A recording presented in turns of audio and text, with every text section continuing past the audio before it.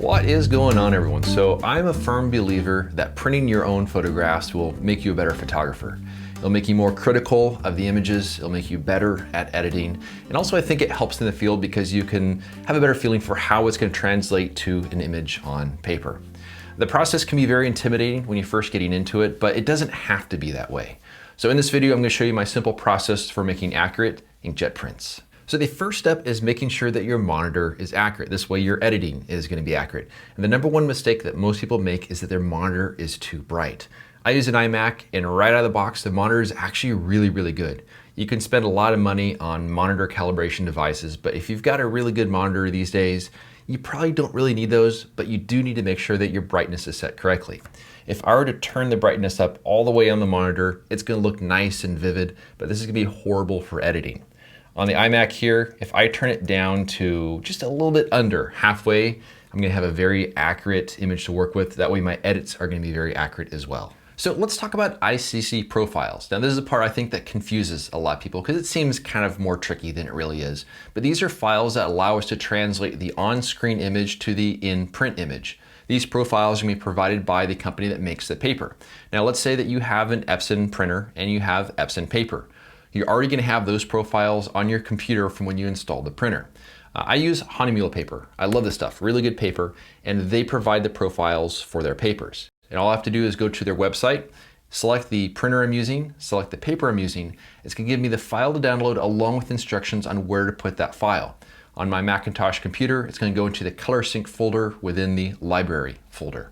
Once you have it on their computer, then you'll see that in Photoshop or Lightroom when you go to print. This is a really important part of the process, and along with that file is going to come instructions on the various settings you should use when you're in that printer dialog in Photoshop or in Lightroom or wherever you're going to do your print. So this is the photo we're going to be looking at today for doing our test print. This is a scan of some film, and I've already done some adjustment layers to make sure that we have pretty well controlled saturation and color. So if I turn off those adjustment layers, this is the before, and then this is the after. And I'm visually liking the way this looks now, but there's one very important step before we're going to print. We want to make sure that we have good bright highlights and good dark shadows. Otherwise, the print can look a bit on the muddy side. And we're going to accomplish that with a levels adjustment layer. So I'm going to create that layer. Now, if I go to the highlight slider, if I drag that to the left, you can see that the highlights get brighter. If I go to the shadow slider, I drag it to the right, the shadows will get darker. And so if I go ahead and hold down the Option key while dragging the highlight slider to the left, you're going to see at some point it's going to start warning me about overexposure on the various channels. So if I pull this back right about in there where I don't have those little colored areas showing up, I've now set the highlights so that they are nice and bright, but nothing is clipped, nothing is overexposed. If I go over here to the shadow slider, we're going to do the same thing. Hold down the Option key and drag that to the right, and you see we already are clipping the channels there. So actually I don't have to adjust that. So with this one really minor tweak, this is the after, this is the before. You see that we have a little better contrast in this image, which is going to really help out a heck of a lot when it comes to making the print. Now, one thing I love to do when it comes to doing these test prints is I like to duplicate the file now that we're pretty well set. So I'm going to duplicate the image, which takes no time at all to do, and then I'm going to flatten this image. This way I can work off this duplicate copy. The original is still there. I don't have to worry about accidentally saving over the file once it's been downsized and everything else along those lines. But now we do need to size this duplicate down. So I'm going to go over here to pixels per inch. Now I'm printing on an Epson printer, and from what I understand, it really likes it if the file is 360 pixels per inch or 720 pixels per inch. I'm dealing with a huge file here. I'm actually going to do 720 pixels per inch. I'm going to set a width of 8 inches because we're going to do roughly an 8 by 10 print. I'm just trying to fit this on letter size paper. And then I have the resample method as bicubic smooth gradients. This is a way of sizing the file really without adding any extra sharpness, because we're going to add a lot of sharpness after this step.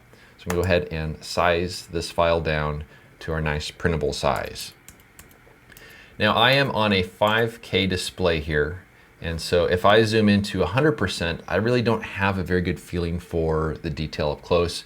I need to go to 200% on this monitor. And this is where we need to add our sharpening. Now if I go to our unsharp mask, we're going to need to add a very strong sharpening, because 720 pixels will represent 1 inch. So the sharpening that we're applying has to be pretty aggressive to look really nice in print. And even if you're printing at 360 pixels per inch, you're still going to need to have some pretty aggressive sharpening. It's just what inkjet prints really need. I find that a radius of 1 pixel with an amount of 140% is pretty good for doing this. So I'm going to go ahead and apply that. So our file is now ready to print. I'm going to open up the print dialog here. So go to File, Print. And the first really important step is under color handling. We want Photoshop to manage the color, not the printer. So Photoshop manages color. Then under printer profile, this is where we select the profile that we downloaded a little while ago. In this case, HFA.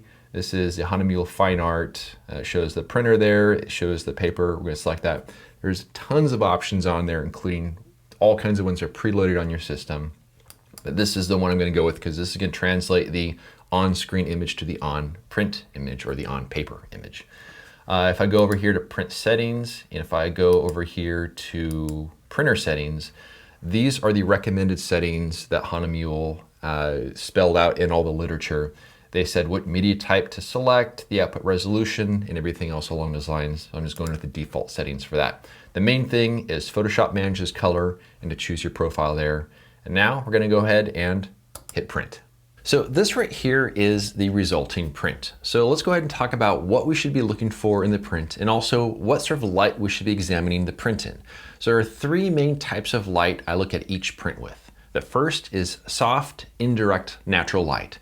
So a good example of this would be light coming through a north-facing window in the northern hemisphere where you don't have the direct sunlight coming in, but you have this nice natural light coming in. This is really good for seeing color, it's good for seeing contrast, and it gives you a really good impression for it in a full spectrum of light. The second sort of light you look at is going to be harsh, direct sunlight. This is not an ideal viewing environment for the photo, and this is not really how the photos are meant to be viewed. And the reason is that you'll see every single flaw in that photo, but that's the exact reason why we want to look at it in full sunlight. This allows us to see how good our shadow tone is, how good the highlights are, see if the print is muddy or too contrast, see if there's anything strange with the color. If there's any flaw in the print, you're going to see it in absolute harsh sunlight. So that's the second sort of light that I look at it in. The third type of light I look at it in is under a halogen spotlight. It's going to be a very warm sort of light, and this represents how most photos are going to be displayed if they are framed, hung on a wall, and displayed properly. You're going to have a much warmer balance to the light, but you also have a very good full spectrum of the light as well. So you shouldn't have any sort of weird color shifts or anything going on. What you want to avoid is LED lights as well as fluorescent lights. They don't have a full spectrum of light, so it's pretty much impossible to judge how effective that print is actually going to be. So those are the 3 main types of light to look at: soft, indirect, harsh, full sunlight, and also under a halogen spotlight. Now, when it comes to what we're actually looking for in the print, here's what I'm looking for.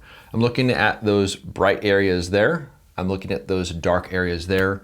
I'm looking at the color, and I'm looking at the saturation. The saturation is the trickiest one. I very seldom have any surprises with the color because printing with the profiles really helps with that. But saturation can be a little bit tricky at times. As an example for this one right here, this side right here has a little bit more saturation than I would like. And this is sort of tying back to what I was talking about in the first part of this video. By printing your photos, you're going to see them with a more critical eye. Because after noticing the saturation there, then I went back and looked at the original file, and sure enough, there was probably more saturation than I wanted in that original file, but I just didn't really notice it at the time.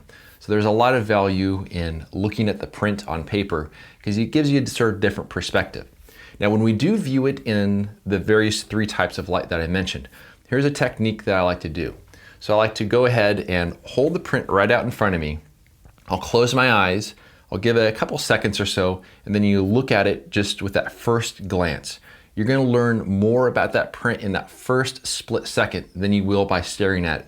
So the longer you look at the print, the less you're going to see. But it's that first instinct that's going to tell you so much about the print. So once you have that print made, bring it to some soft, indirect, natural light, close your eyes, look at it, and then go to direct sunlight. Same thing, close your eyes, then look at it. And then finally, under a halogen spotlight, if you happen to have one available, because that's gonna really show you how it's gonna look in more of a gallery sort of presentation.